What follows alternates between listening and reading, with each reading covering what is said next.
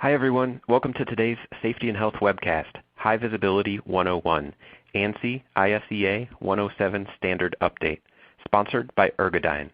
My name is Tom Music. I am an associate editor with Safety and Health magazine, and I will be moderating today's session. Thanks for joining us.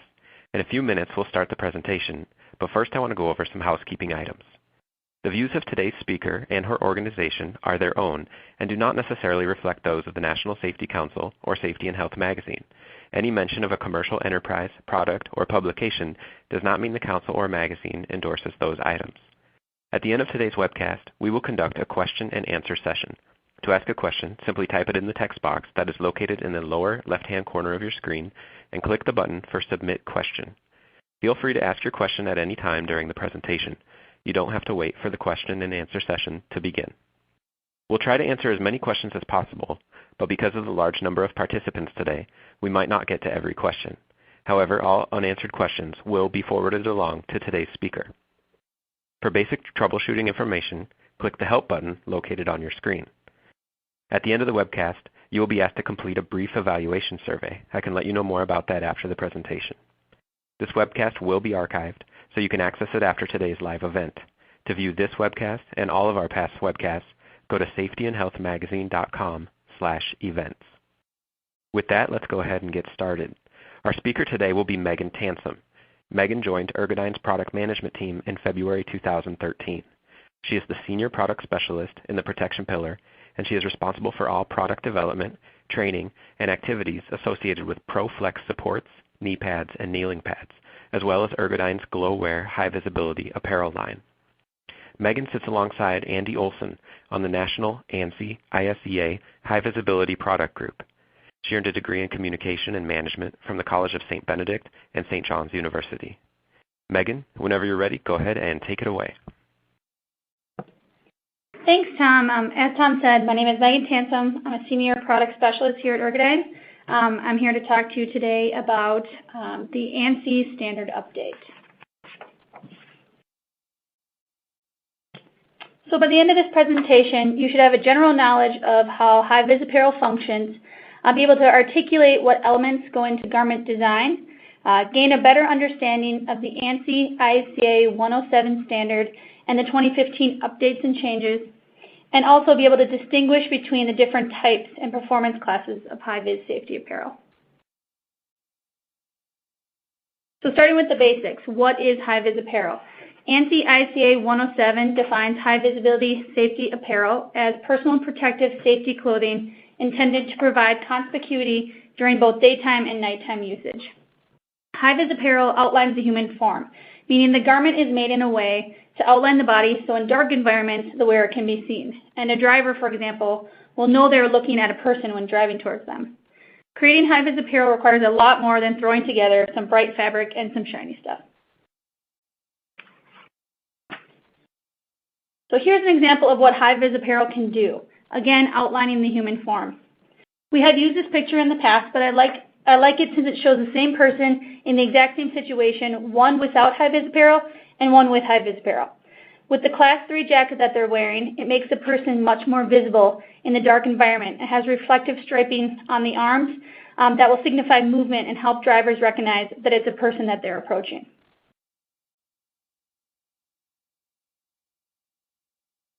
So why wear high-vis apparel? The short answer is smart and it's safe. Work zone accidents are all too common. Transportation incidents accounted for 41,300 workplace injuries and almost 2,000 deaths in 2012.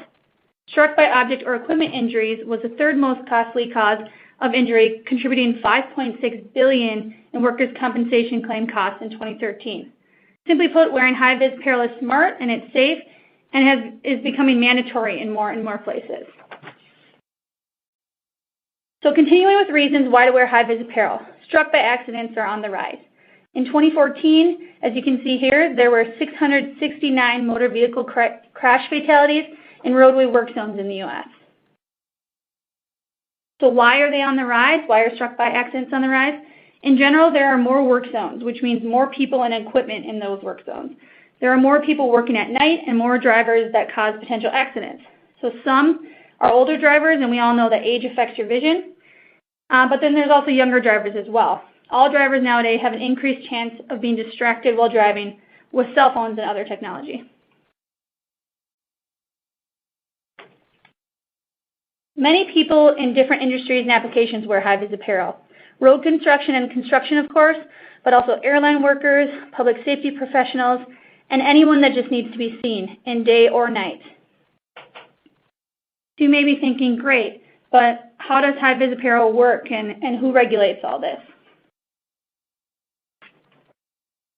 This is where ANSI ISEA 107 comes from. The last update to the standard was 2010, and the newly passed designation is labeled the 2015 standard. The U.S., Canadian, and European standards all have small differences, but are based on the same science of compliance.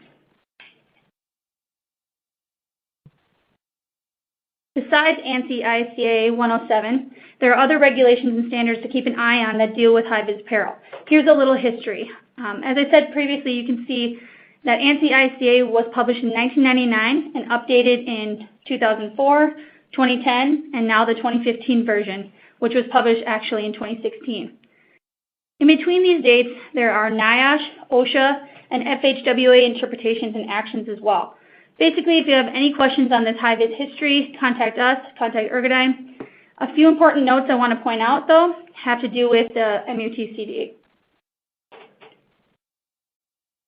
So what is MUTCD? It's a Manual on Uniform Traffic Control Devices, which is published by the Federal Highway Administration, or the FHWA, and is a federal law for all things road-related.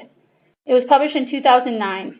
Since the last version, ANSI 107-2010 standard, was not published in 2009, this document used to state that workers, stated that workers can wear ANSI ISEA 107-2004 Performance Class 2 or 3 apparel. But the FHWA then issued a letter of interpretation in 2010, and now recently, with the new update of 2015, issued another letter of interpretation stating that ANSI ISEA 107-2015 Type R Class 2 or Type R Class 3, which we'll get into later, those garments are accepted for compliance when working in the right-of-way of a roadway. We at Ergodyne have information and a copy of this interpretation if needed, or it can be viewed on our website and all of our certified high-vis product pages as well.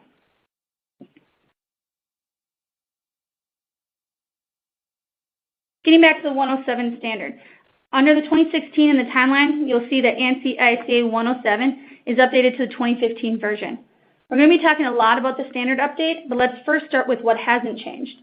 The science of compliance, or the actual performance requirements for high-vis background material and reflective material, is relatively the same.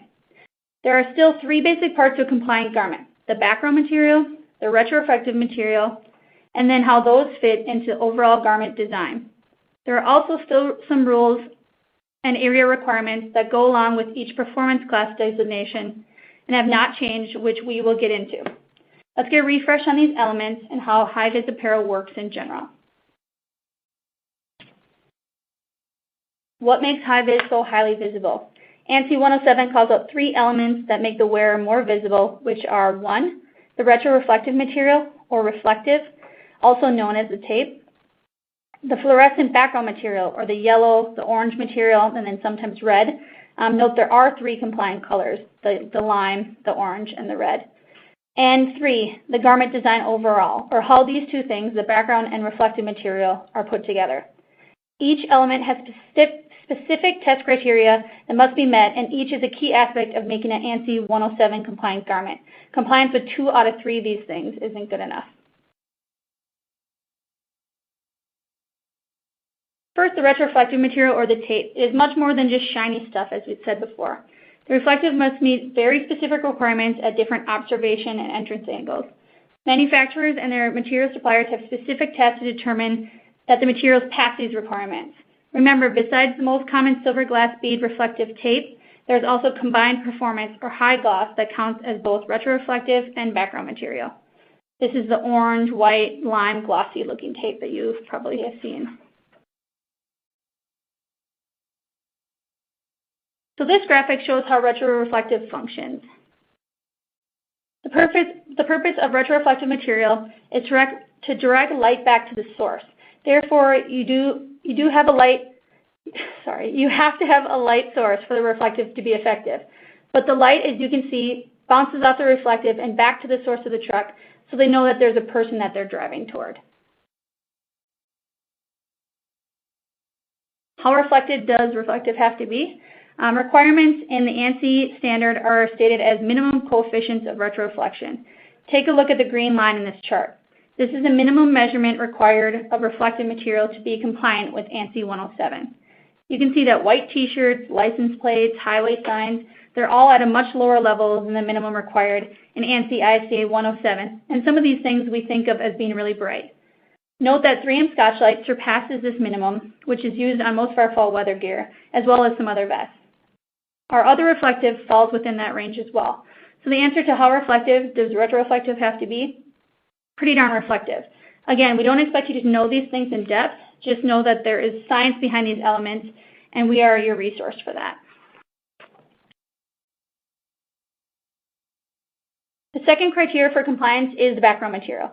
Background material, again, must be either yellow-green, which is commonly referred to as lime, orange-red, which we just call orange, or fluorescent red, and meet strict requirements in luminescence, light exposure, washing, and tearing to pass the ANSI 107 U.S. standard.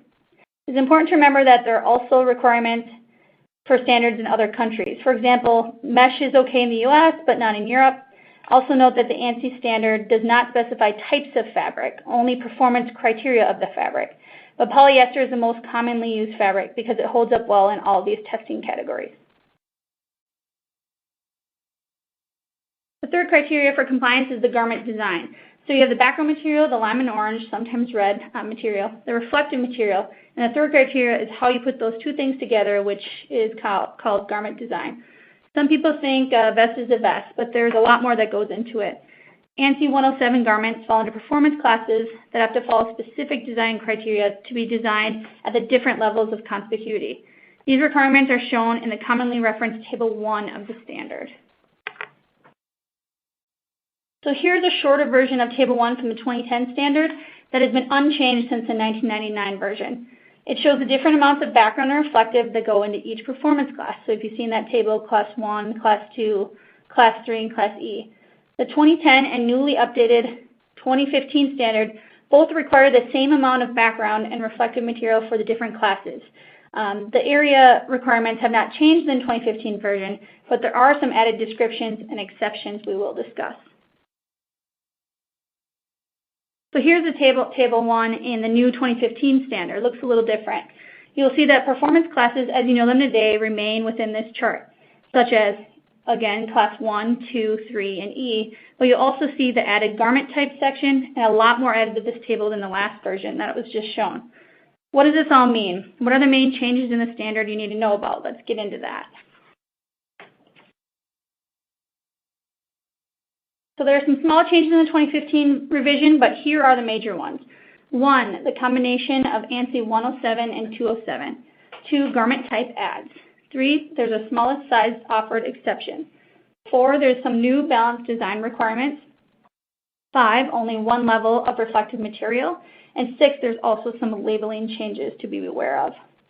Remember, not everything has changed in the standard update. Everything you learned thus far on what goes into making a garment, the background, reflective, and garment design all still stands. So let's start with number 1, the combination of ANSI 107 and 207. So the ANSI ISEA 207 standard is the American National Standard for Public Safety Vests, and it was designated specifically for public safety workers who have special requirements and competing hazards, such as the need to access weapon and other gear. This meant there was a need for a different type of vest with less material area requirements, so the vest could be shorter to access that equipment versus the garments typically found in the 107 standard. For the 2015 version of the 107 standard, it was decided to merge these two standards to have one overall high-vis garment standard that encompasses all high-vis apparel and accessories, including these garments for emergency and incident responders. These 207 garments are now described in the 107 standard as Type P garments, which takes me to the next change, the addition of garment types. You will now see type O, P, R, and supplemental listed in the 107 standard. These descriptions will help workers choose the proper garment to wear based on expected usage and anticipated work activities. So you still have classes as you know them today, now with just these added types. The types will also help differentiate between the previous 107 garments and the newly merged 207 garments. I'll be showing you garment examples within these different types and describe work environments you may see them used. Please note that ANSI does not tell the worker what they have to wear. These are just examples of applications where these garments are appropriate for use. So type O describes garments used for off-road and non-roadway use. Think O for off-road. Now instead of calling these Ergodyne examples here Class 1 vest or sash, they would be described as a type O Class 1 vest or sash. They have the reflective and background material required for Class 1, shown in the chart, and are used in off-road applications.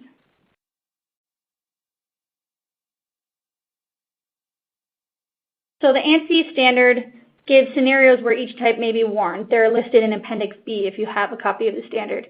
Again, these are suggestions, and the high-vis garment should be chosen after a basic hazard assessment has been completed by a trained person designated by the employer, taking into account the expected threat environments, work activities, competing hazards, job classifications, and use policies. So what does off-road applications mean? Type O Class 1 garments provide day and night visual enhancement for workers' environments which pose struck by hazards from moving vehicles, equipment, and machinery, but not necessarily near traffic on the highway or roadway temporary traffic control zones. Examples of workers who could operate in this class may include those workers directing vehicles to parking or service locations, workers retrieving shopping carts from parking areas, those exposed to the hazards of warehouse equipment traffic, oil and gas extraction workers, refining workers, and mine workers, etc. Now, type R describes garments used for roadway and temporary traffic control. Think R for roadway. Type R contains garments in both Class 2 and 3. So you have Type R Class 2 or Type R Class 3. Now, a Class 2 vest, which is the most common high-vis apparel garment used for roadway work, is referred to as a Type R Class 2 garment and uses 775 square inches of background and 201 square inches of reflective, shown in this chart. Class 3 garments with 1,240 square inches of background and 310 square inches of reflective are now referred to as Type R Class 3 garments. Again, these area requirements of background and reflective are the same as the 2010 standard. The Type R description is the only difference here. So where are these Type R garments used? Type R garments provide day and nighttime visibility for workers who are in the right-of-way of a roadway or temporary traffic control zones. So example of workers intended for this type may include all workers required to comply with the U.S. federal regulations on worker visibility in the MUTCD, which we described earlier, who are operating on or near public access roadways. The MUTCD is the Bible for all things roadway, as we said.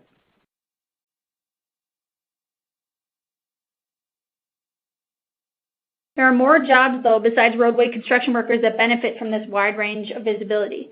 Others include utility workers, survey crews, railway workers, forestry workers, school crossing guards, parking or toll gate personnel, airport baggage or grounds crew, roadway maintenance workers, flagging crews, and towing operators, just to name a few. If you look in Appendix B of the standard again, they also suggest road assistant patrols, emergency response personnel, law enforcement personnel, and accident site investigators. Type R garments are appropriate for these type of jobs as well. Just because you're an emergency response worker doesn't mean you have to wear Type P. It never hurts to wear more background and reflective material. Which brings us then to Type P. What is Type P? Again, the ANSI 107 and 207 standards have merged. This is where Type P garments come from. Type P refers to public safety personnel or emergency incident responders and law enforcement personnel. So think P for public safety. Now, since the new ANSI 107 standard includes more descriptive type designations, you can distinguish between the Type R Class 2 and 3 garments used in the roadway, that have a higher background material requirement versus Type P Class 2 and 3 garments for public safety personnel that have a smaller background material requirement for use with those competing hazards that we discussed. The retroreflective area requirements are the same between Type R roadway and Type P public safety, if you look in the chart there. But the background material requirements is different. For the Type P Class 2 garment, you need 450 square inches of background material and 775 square inches for Class 3. Note the public safety garments in the 207 standard are restricted to just vests. So now in the 2015 version of the 107 standard, this type is opened up to having garment options that include Class 2 and 3 vests, t-shirts, sweatshirts, jackets, giving public safety personnel a wide range of apparel options to wear and still be compliant. So it's not strictly just vests. Examples of workers who operate in this type include law enforcement, emergency response, road closure personnel, and firefighting personnel, as well as accident site investigators. Garments such as pants, overalls, shorts, rain pants, and gaiters are now referred to as supplemental items and can be used across any of these type applications. These are the Performance Class E garments that are usually used in conjunction with vests, jackets, shirts, etc., to give the worker a higher level of visibility.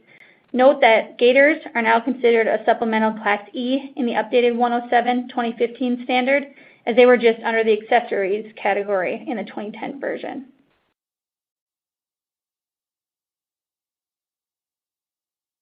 When you add a supplemental Class E garment, the combination of a Type R or Type P Class 2 garment with a supplemental Class E pants or shorts creates a Performance Class 3 ensemble. And this is the same in the last standard as well.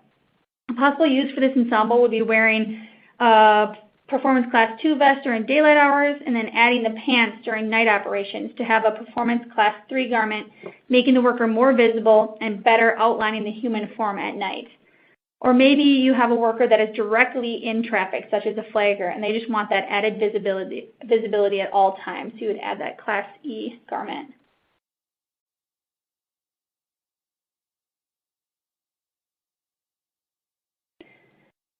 Accessories is not an added garment type, but it is considered a category in the standard. The 2015 update of the standard adds minimum material requirements for these accessory items, such as armbands, headwear, and they all have new labeling requirements as well.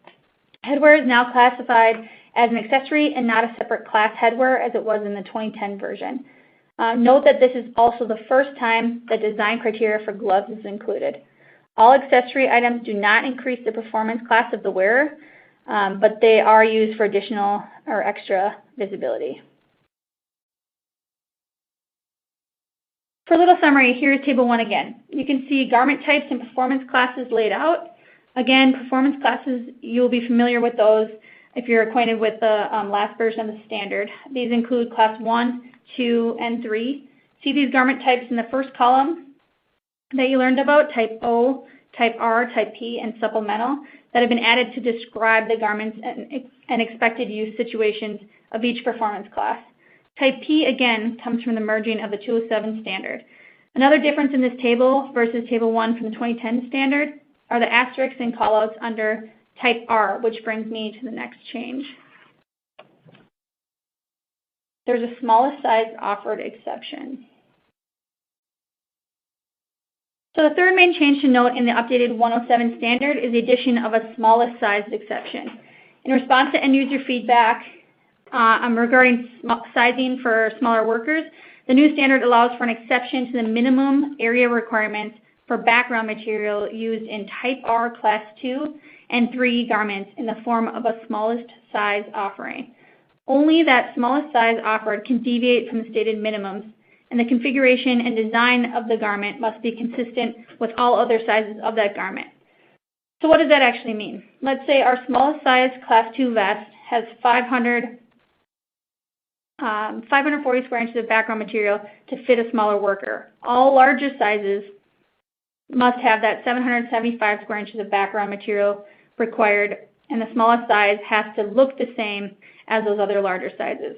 You can't throw like a black front on a Class 2 vest and call it your smallest size because you want the smaller background area requirement, it has to look the same as the larger sizes. So type R class 2 then is allowed to have as little as 540 square inches of background material versus the 775 that's in the standard currently. And a type R class 3 garment is allowed to have 1,000 square inches of background material versus the 1,240 square inches of the larger sizes.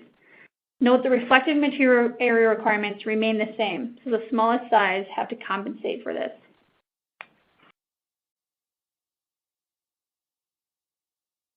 Next main change is number 4, there's a balanced design requirement. Hi-Vis safety apparel compliant with the updated standard is required to be balanced in design so that not less than 40% of the minimum required amount of reflective and background material has to be present on both the front and the back when laid flat. This new design requirement ensures garments provide visibility of the worker from either side, front or back. So you cannot have the design on the left in this diagram, but the design on the right is okay because more than 40% of the background and reflective material is on both the front and the back. If you see a garment in the market that you're worried about does not meet this requirement, send it to us. We can measure it for you. There is now only one level of reflective material. So all reflective material used in the ANSI ISEA 107-2015 compliant garment must meet the performance requirements of what was previously known as level 2. So simply put, there are no longer any reflective performance levels, just a single set of performance requirements. There was a level 1 reflective in the previous version of the standard, but no one used it. So level 2 has become the standard. So now we don't have to call that out in our descriptions. We used to say 2-inch level 2 compliant reflective. Now it's just 2-inch ANSI compliant reflective. So number 6, and the main changes, there are some changes to high-vis garment labeling that is noted in the new standard. So an ANSI 107 garment must have an interior label that states the name, ID, or trademark of the manufacturer, the design of the standard, the designation of the standard, the class of garment with pictogram, and size and wash limitations, typically 25 washes. For 2015, in red here, you'll see the label has to call out the garment type, and it has an added FR or not FR listed as well. All non-FR garments must state on the label that this garment is not flame resistant as defined by ANSI ISEA 107-2015 section 10.5. The opposite is true for FR garments, but this is not a change from the last version of the standard. FR garments have to state which FR standard is being met on the interior label. Now we just have to clarify as well if it is not FR.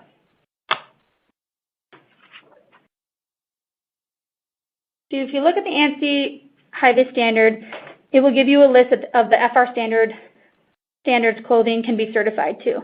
So 2 of our vests at Ergodyne, the A260 FRHL and the A356 FRHL, are certified to ASTM F1506, which is the standard for FR and ARC-rated garments. You will see this listed now on the label. These garments are made of a monocrylic mesh material and have an ATPV rating of 4.6 cal per centimeter squared. Sometimes with some manufacturers you will hear about NFPA 70E. NFPA 70E gives guidelines for what electrical workers should use in different arc flash situations, which is where some of our vests fall, but this is not a standard that would be listed on the label. And then NFPA 2112 gives guidelines for flash fire resistant clothing. NFPA 2112 garments have a coverage requirement and material specs that they have to follow, such as covering the arms, torso, etc. So essentially, a vest itself cannot be an NFPA 2112 certified garment. Labeling a vest that is wrong. A vest could be made from NFPA 2112 materials, though. Our vest is not made from NFPA 2112 materials, but it will not negatively affect a 2112 garment if worn over the top of it. We, as well as other manufacturers, make a treated polyester vest. This cannot be labeled as FR. Since labeling requirements have become more strict, you should not see FR on these type of garments. These garments are for the user that wants a treated polyester vest to prevent after flame that extinguishes when the flame is removed. It is not made from inherent FR material, but as a treatment on the fabric, so should not be used in arc flash or flash fire applications. You may also see some competitors that have a low-cost treated vest, but it doesn't have FR reflective. This doesn't make sense. We use 3M FR reflective on our treated vest and our monocrylic vest, so the fabric as well as reflective will extinguish when no flame is present. Know what FR standard is required in your work setting and make sure to get the appropriate garment.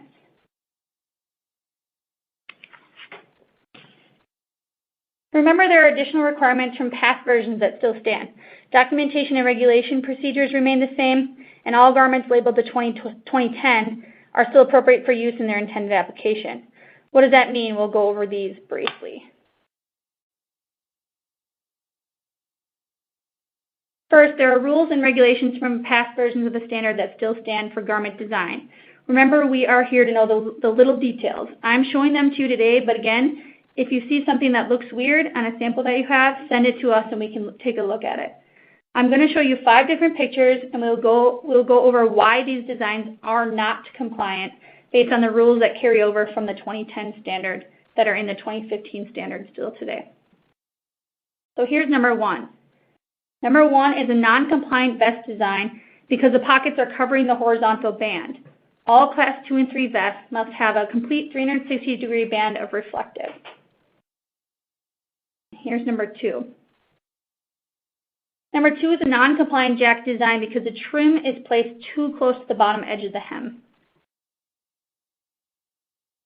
Number 3 is a non-compliant jacket design because the gap in reflective in the middle there is greater than 2 inches or 50 millimeters on the horizontal torso band. Number 4 is a non-compliant vest design because the spacing on the torso reflective band, again, is greater than 2 inches or 50 millimeters. And then number 5 is a non-compliant long sleeve shirt design because there's no retroreflective material on either the sleeves or shoulder area. Hi-vis apparel without retroreflective or combined performance material that encircles the arm should have a minimum of 23.3 square inches of retroreflective material in the shoulder area to provide 180-degree visibility of the wearer. For Class 3, there also has to be at least 1 reflective band on each sleeve. As for documentation and regulation, all ANSI ISEA 107 2015 garments will need an instructions for use sent with each garment. The standard also requires manufacturers to furnish third-party test documentation for materials upon request. It is also required to have a garment certification, either self or third-party, stating the area of background and reflective material in each garment. When in doubt, ask the manufacturer of the apparel to provide you with a certificate confirming design garment compliance. All Ergodyne certificates can be found at Ergodyne.com. We are now in the process of updating our 2010 certificates to the 2015 standard as we speak and should have those up there soon. With that, it is important to note that no garment designs in Ergodyne's GloWear Hi-Vis Apparel line today changed to non-compliant with the new 2015 standard. Although you will begin to see some garments labeled to adhere to the new standard, all GloWear garments labeled to the 2010 standard are still appropriate for use in their intended application. In true Ergodyne fashion, we have made some improvements to our current line. Along with these changes, have recently added some fresh new models and will continue to do so throughout 2016 and 2017. Where can you go for more information on ANSI ISEA 107 standard and all things high-vis? The ISEA website is a good resource where you can purchase a copy of the standard, and that's safetyequipment.org, not ISEA.com, and of course Ergodyne.com. You can contact me, Megan Transom, or Andy Olson, who is a product manager on this line as well, at any time.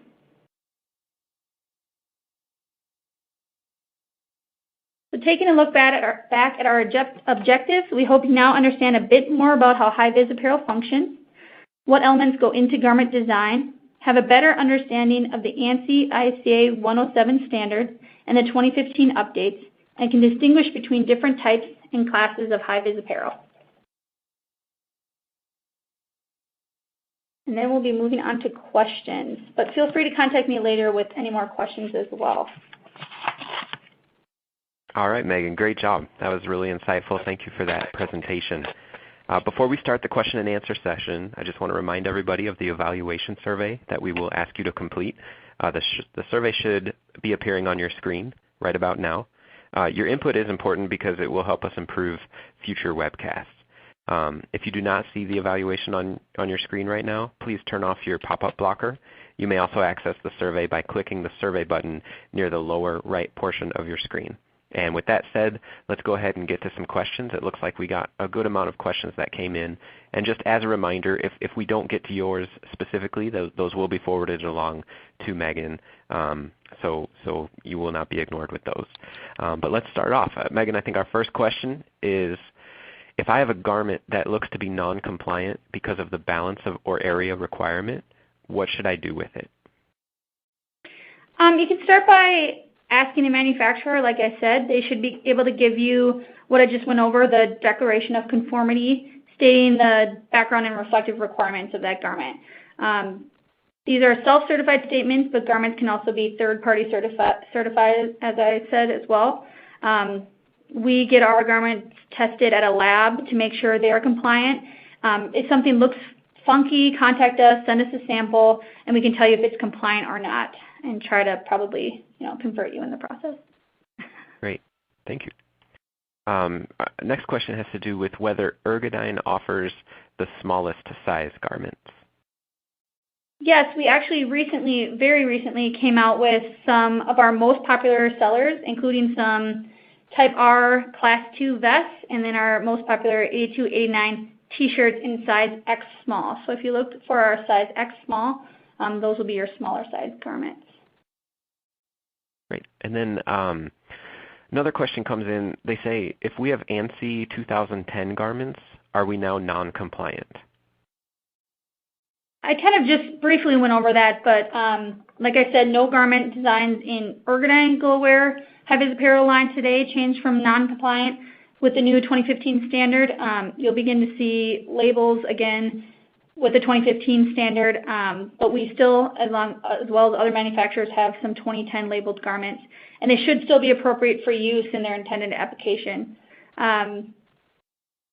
Again, sometimes something that might go against that, not in GloWear line because we have everything tested, but some other manufacturers, there may be too much black on a garment, like black front, black bottom garments are very popular today. And with that balance requirement, it gets really close with those black front garments. So again, you can send us something or send us a picture, an email, and we can tell you by that or by actually getting the sample of the garment and testing that.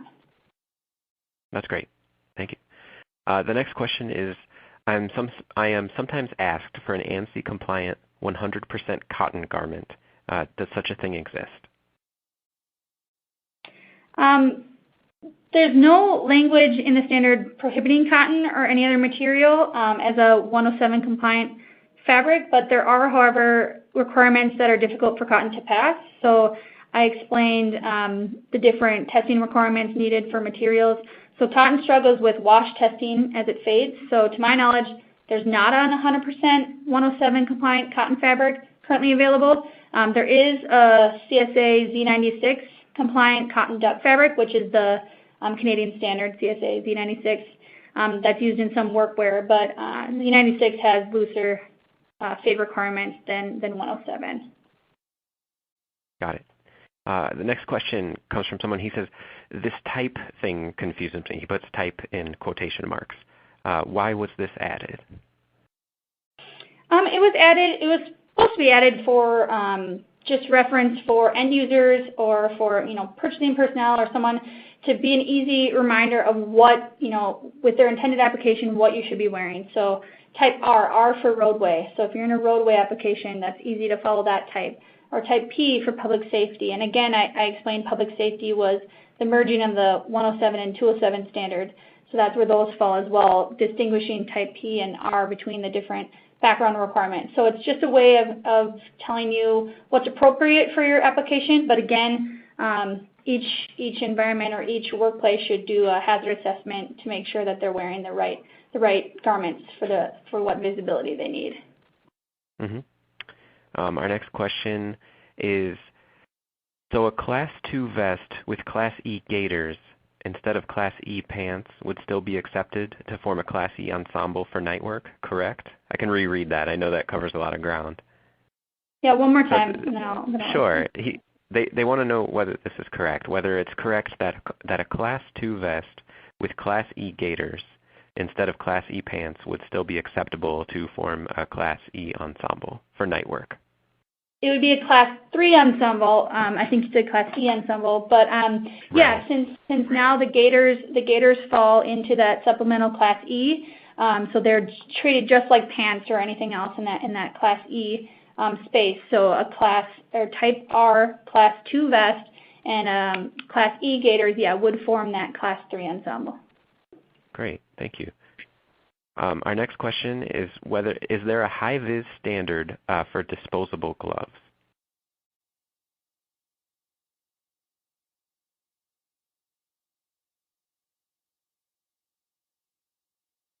So the 107 standard put in different requirements for high-vis gloves. So it'll state the different background and reflective material requirements required for gloves. So that's in this all-encompassing high-vis standard, if that answers the question. Okay. It does, yeah. Thank you. Our next question is, does the new standard still allow for use of 3M Scotchlite reflective material, Series 5500 comfort trim on shirts?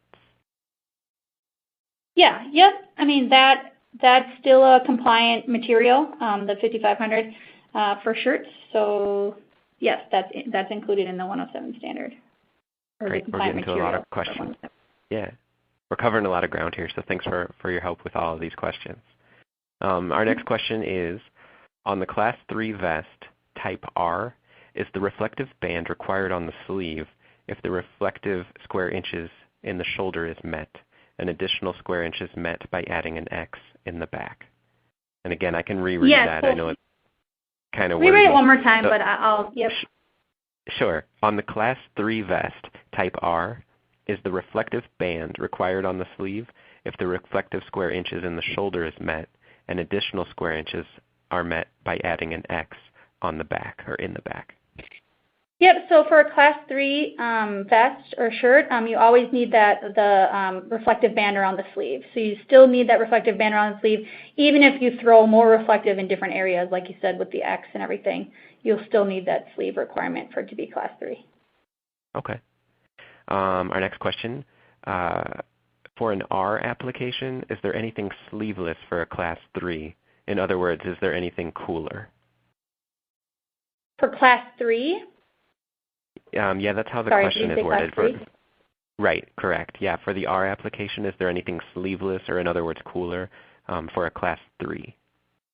If you were just wearing a Class 3 top, so like if you're just wearing a Class 3 vest or shirt, it would have to have sleeves because it has to have that circle around the sleeve.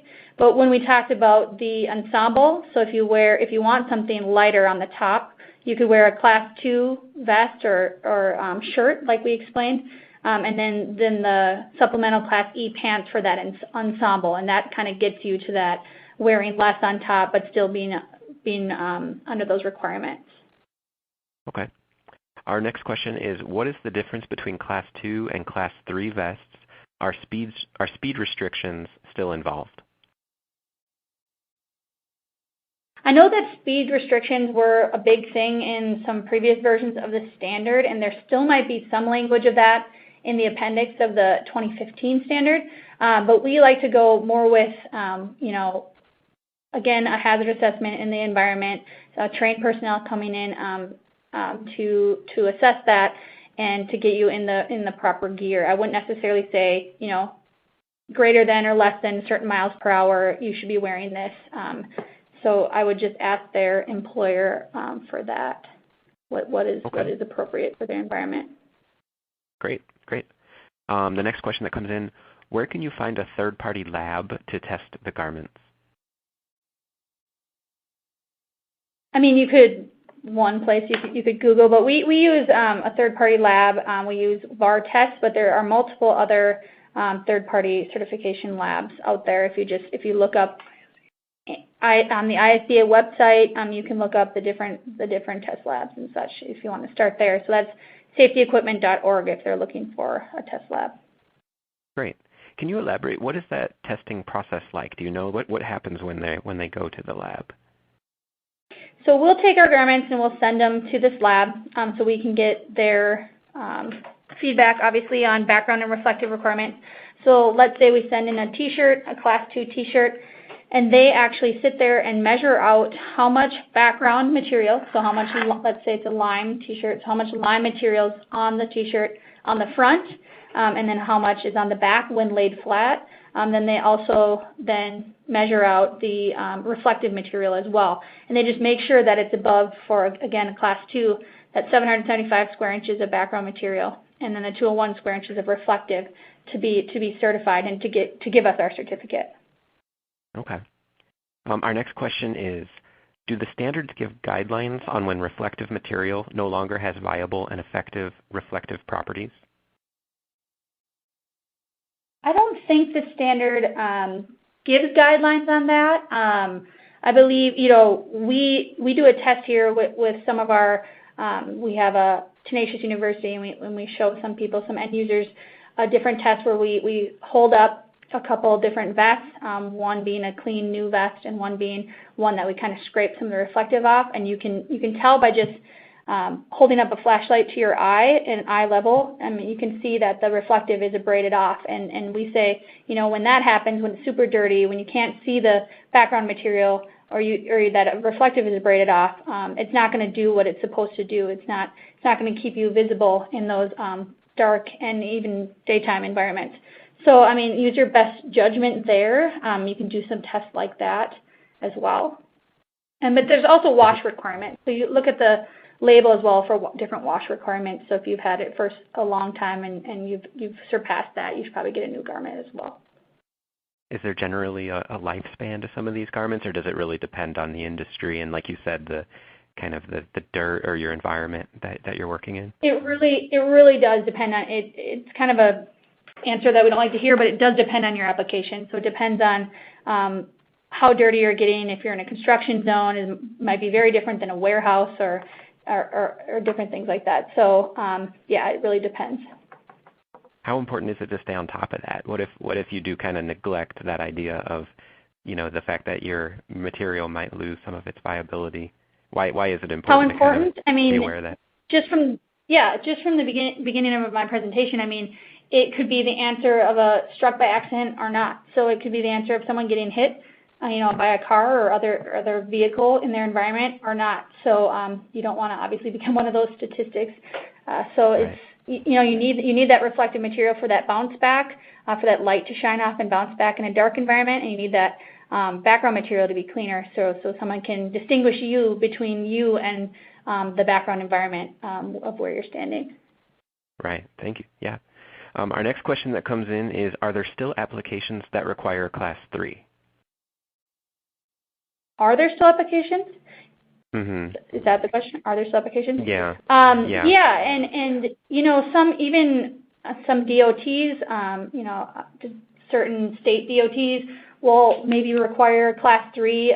They'll actually write that out in their own specific spec that they require Class 3. But just for that added visibility, so like I said, I think one of the examples as I had was a flagger.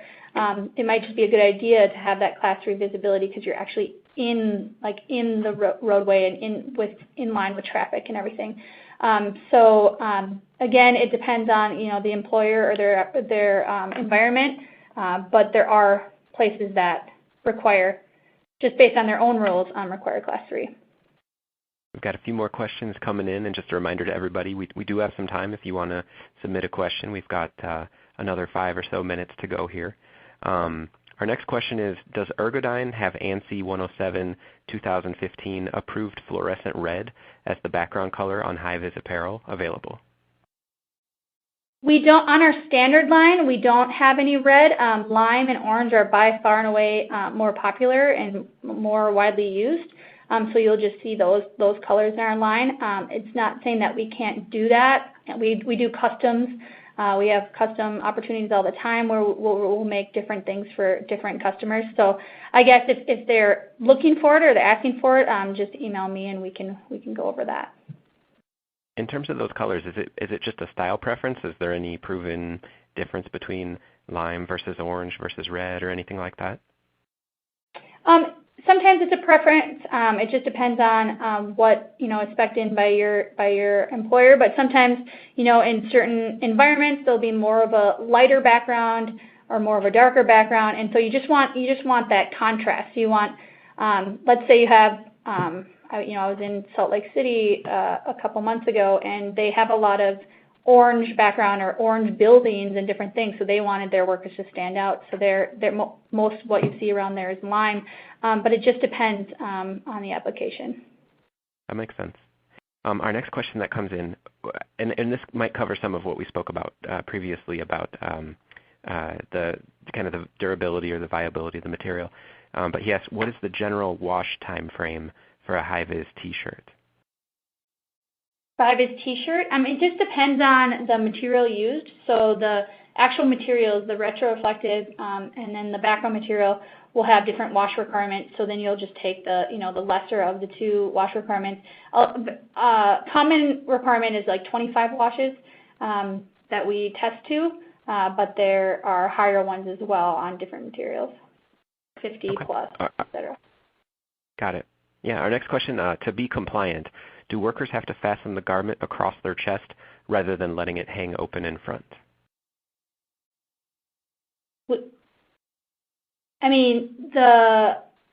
It's based on, so the testing, when we send it into our lab, is based on it being closed or being worn properly, where you can see all of the background and the reflective material on the garment. So I guess I would tend to say yes, you should, wear it as it is intended to be compliant with the standard.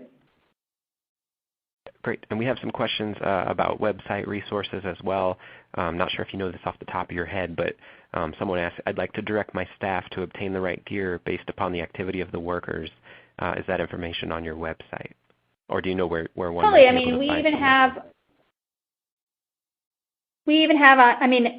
if you go on our website, you can go to Hi-Vis Apparel, and then you can see the different classes. So it'll be broken out by Class 2, Class 3, Class E. But if they're just looking for, I work in the construction industry, what should my workers be wearing? We also have work zones, so it gives kind of common equipment that are used in certain work zones, et cetera, on that. And then they can also always email us again and ask any questions they have on their specific environment. Well, it's a good segue mentioning the construction industry because our next question is, what class would a construction zone with heavy equipment be? Would it be type O?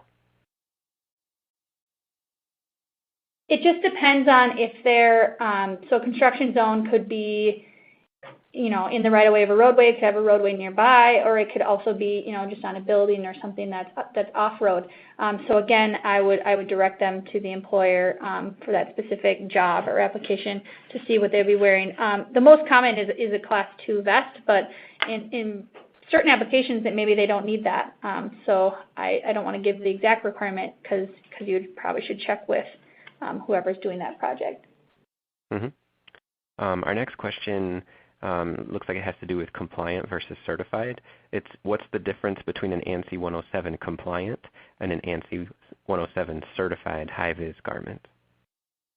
I think we just use those two terms interchangeably. So a compliant or certified garment to ANSI 107 specifically would be the same thing. Okay. And then our next question, are the new labeling requirements only for newly ordered materials? In other words, are 2010 reflective wear without the labeling considered to be obsolete? Can you repeat that one more time? Sure. It's the question is, are the new labeling requirements only for newly ordered materials, and are 2010 reflective wear without the labeling obsolete?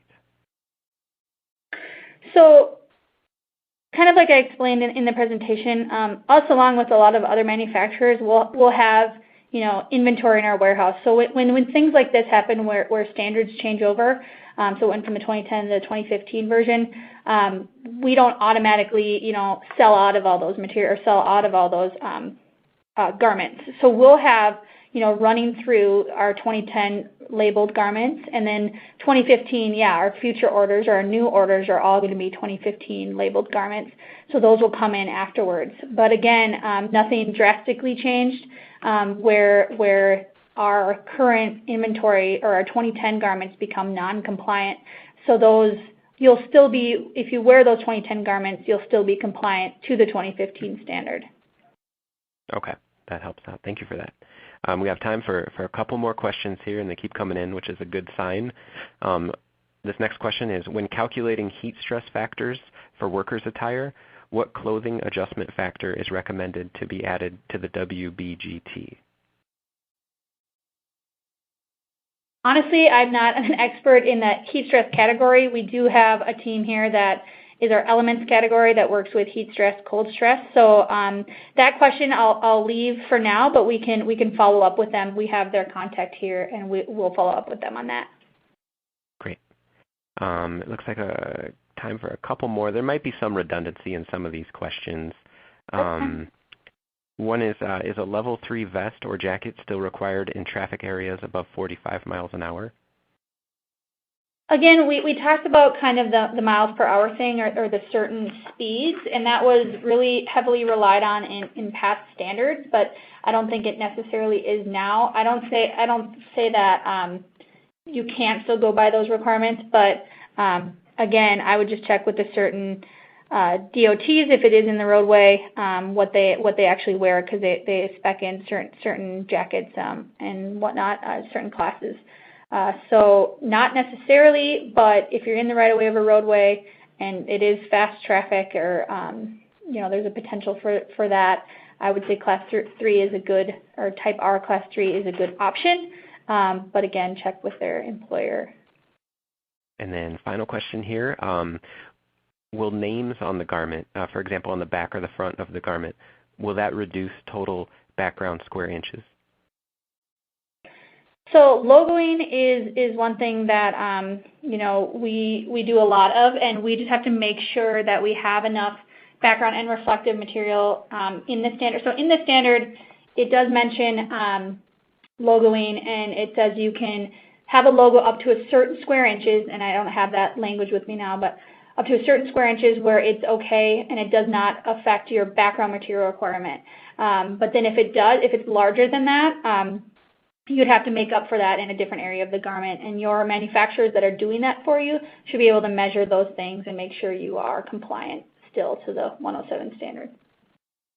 Oh, that's great. And I'll close with a comment rather than a question. It comes from Chuck Orton at American Water. He says, thank you, excellent presentation and excellent knowledge in answering questions. Thanks for sharing with us. So I thought that'd be a kind of a nice way to wrap up here. And unfortunately, we are running out of time, and I'm sorry we didn't get to everyone's questions, but any unanswered questions from today will be forwarded along to our speaker. And once again, I hope that everyone's able to take some time to fill out the evaluation survey on their screen to give us their feedback, because once again, that will just improve the product going forward. And with that, that will end today's Safety and Health Magazine webcast. I'd like to thank Megan, thank everyone at Ergodyne, and thank all of you who listened in. Thank you very much, and have a great day. Thank you, Tom.